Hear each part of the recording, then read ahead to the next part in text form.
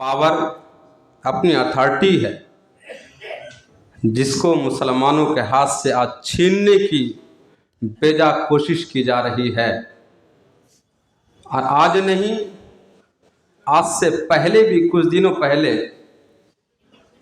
3 तलाक का मामला को लेकर इन लोगों ने उस बिल को पास किया और हम लोग थे कि हम लोग बटे हुए थे।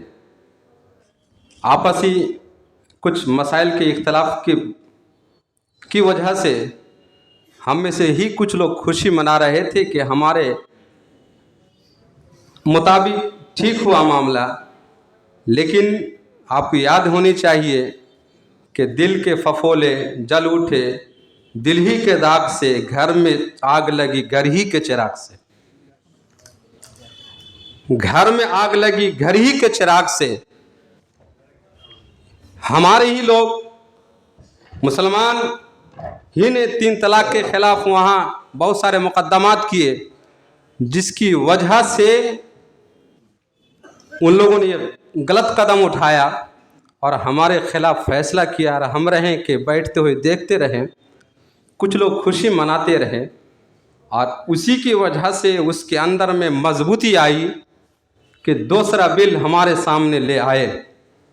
अगर उस टाइम, उस वक्त मुस्लिम कम्युनिटी अगर इस तौर पर तैयार हो जाती और रास्तों पे उतर पड़ती कि हम अपने शरीयत पर दखलंदाजी का मौका नहीं देंगे, हम अपने शरीयत को मजबूती के साथ, अपने शरीयत को, अपने वक्त को और अपने कवानीन को, हमारा संविधान ने हमें जो इख्तियार दिया है, हम उस इख्तियार को हम बचा कर रखेंगे और उसको बचाने के लिए हम रास्तों पे उतरेंगे और हम पुरअमन एहतजाज करते रहेंगे जब तक कि ये हुकूमत अपने नाजायज नज़र को हमारी इस बिल या हमारे इख्तियारात से उठा ना ले। तब तक हम रास्ते पे रहकर हम अपने बोलियों को बुलंद करते रहेंगे, अपने इख्तियारात को, अपने हक को मांगते रहेंगे और मानने पर मजबूर करेंगे। आप जानते हैं कि इससे पहले 1985-86 में एक मामला आया था। मुसलमान जब रास्ते में उतरे थे तो उनको अपना कदम पीछे करना पड़ा था।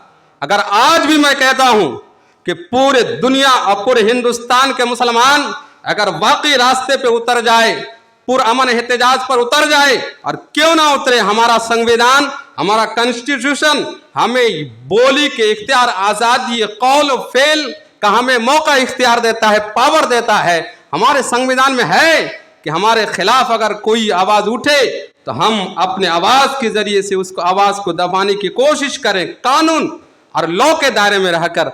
मगर मुसलमान, हमें इस तौर पर सोए रहने से काम पता नहीं चलेगा। हमें तकरीबन लोग इससे ना अनजान हैं, ना वाकिफ हैं। हम लोग नहीं जान रहे हैं कि हमारे खिलाफ क्या क्या मुकदमात हो रहे हैं, क्या क्या नफरतें फैलाई जा रही हैं।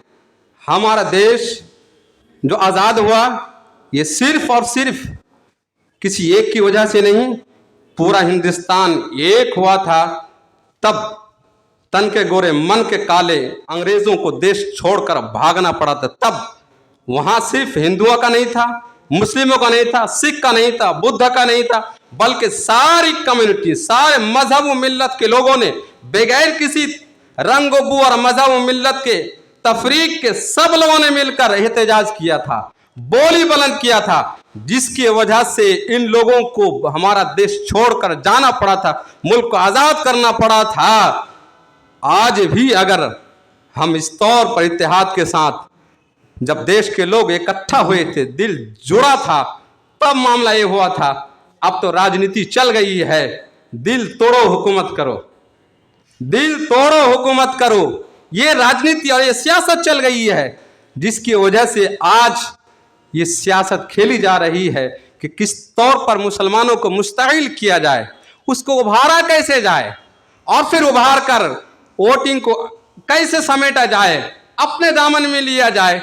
इस तौर पर यह सियासत चल रही है। हम आज इस समावेश के माध्यम से पूरे हिंदुस्तान के मुसलमान को, हिंदू भाइयों को और बुद्ध भाइयों को, सिखाई सारे लोगों को एक पैगाम देना चाहते, मोहब्बत का पैगाम, कि हम मिल जाएं, हमारा हिंदुस्तान मजबूत रहेगा।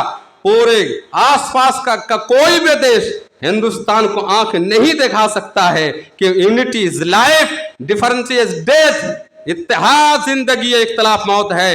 हम मिलकर रहेंगे, जिंदगी रहेगी। हम अगर इख्तलाफ करते रहेंगे, देश वालों याद रखना, हमें दूसरे लोग आंख दिखाने की, कभी चाइना वाला आंख दिखाने की कोशिश कर रहा है, कहीं बर्मा हमें आंख दिखाने की कोशिश कर रहा है, कहीं पाकिस्तान वाले हमें आंख दिखाने की कोशिश, क्यों? कि हम लोगों को तोड़ दिया गया है। हम जुड़ जाएंगे, हम मजबूत हो जाएंगे।